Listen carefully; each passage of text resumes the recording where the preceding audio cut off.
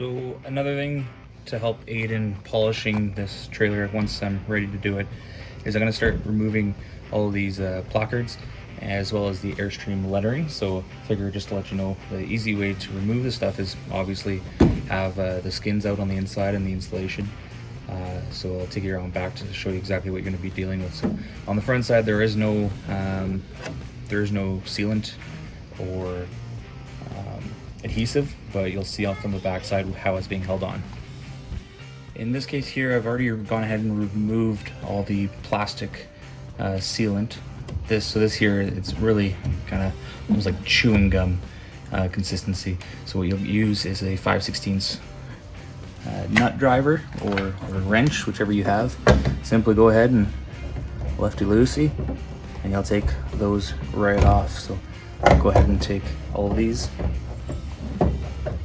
So 3 for this side, and this is the Airstream placard with your serial number on it, and that's the one all done. You'll see it has 3 studs in the back, and just for safekeeping, we'll go ahead and put these nuts right back where we found them,